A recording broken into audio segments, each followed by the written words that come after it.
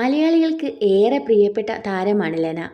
ജയരാജ് സംവിധാനം ചെയ്ത് 1998 പുറത്തിറങ്ങിയ സ്നേഹം എന്ന ചിത്രത്തിലൂടെയാണ് ലെന മലയാള സിനിമയിൽ അരങ്ങേറ്റം കുറിക്കുന്നത്.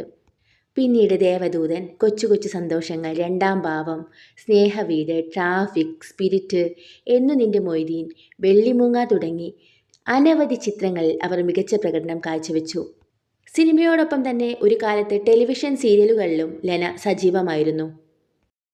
ഇപ്പോഴിതാ തൻ്റെ ജീവിതത്തിലുണ്ടായ ചില കാര്യങ്ങളെക്കുറിച്ച് ലെന പറഞ്ഞ വാക്കുകളാണ് ചർച്ചയാവുന്നത്. വിവാഹമോചനത്തിന് ശേഷമുള്ള ജീവിതത്തെക്കുറിച്ച് ലെന മനസ്സ് തുറന്നു. കൊടൈക്കനാലിൽ വെച്ച് മാജിക് മഷ്റൂം പരീക്ഷിച്ചതും തുടർന്ന് ജീവിതത്തിലുണ്ടായ വലിയ മാറ്റങ്ങളെക്കുറിച്ചും ലെന വെളിപ്പെടുത്തി. ഞാൻ പുസ്തകത്തിൽ എഴുതിയതുപോലെ ജീവിതത്തിലെ ആ പരിഭ്രാന്തി നിറഞ്ഞ ഘട്ടത്തിലാണ് എനിക്ക് ആത്മസാക്ഷാത്കാരമുണ്ടാകുന്നത്. അന്നെൻ്റെ കയ്യിൽ സമ്പാദ്യമോ ജോലിയോ ഇല്ല. അബിയുടെ ശമ്പളത്തിലാണ് ഞങ്ങൾ ജീവിക്കുന്നത്. കൊടൈക്കനാലിലെ ഒരു സാഹസിക യാത്രയ്ക്കിടയിൽ എന്താണ് ദൈവം എന്ന ചോദ്യം ചോദിച്ചപ്പോഴാണ് എൻ്റെ ബോധമുണർന്നത്. ഞാനെന്ന് പരീക്ഷിച്ച മാജിക് മഷ്റൂം പോലുള്ളവ ഇപ്പോൾ ഞാൻ ആർക്കും ഉപദേശിക്കില്ല. അത് വളരെ അപകടകരമാണ്. ഓരോ വ്യക്തിയിലും അതുണ്ടാക്കുന്ന മാറ്റങ്ങൾ പ്രവചിക്കാനാവില്ല. അതെന്നെ ആശുപത്രിയിൽ എത്തിച്ചു. ആത്മീയമായ ഉണർവിനെ മനസ്സിലാക്കാൻ എൻ്റെ വീട്ടുകാർക്കോ അന്നെൻ്റെ ഭർത്താവിനോ സാധിച്ചില്ല.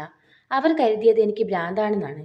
അങ്ങനെ എൻ്റെ കുടുംബം എന്നെ സൈക്യാട്രിക് ആശുപത്രിയിലാക്കി. അവിടെ വെച്ച് എനിക്ക് മരുന്നുകൾ നൽകി. മരുന്നുകൾ പെട്ടെന്ന് നിർത്തുമ്പോഴുണ്ടാകുന്ന വിറയലും പെരുമാറ്റങ്ങളും കണ്ടപ്പോൾ എനിക്ക് ഭ്രാന്ത് കൂടുകയാണെന്ന് തോന്നി. സത്യത്തിൽ അത് മരുന്നുകളുടെ പാർശ്വഫലമായിരുന്നുവെന്നും ലെന പറഞ്ഞു. ഏകദേശം 14 വർഷത്തോളം എനിക്ക് മരുന്നുകൾ കഴിക്കേണ്ടി വന്നു. അതൊരു വല്ലാത്ത അവസ്ഥയായിരുന്നു.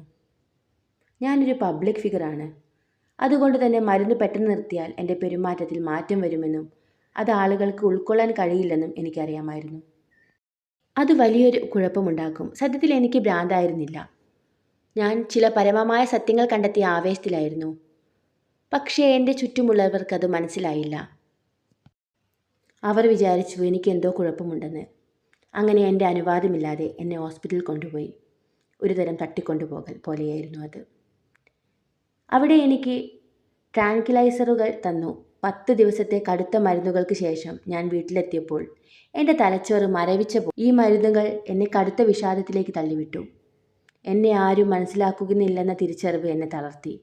അതിനേക്കാൾ വലിയ സങ്കടം സാമ്പത്തികമായി ഞാൻ തകർന്നുപോയി എന്നതാണ്, ലെന പറഞ്ഞു.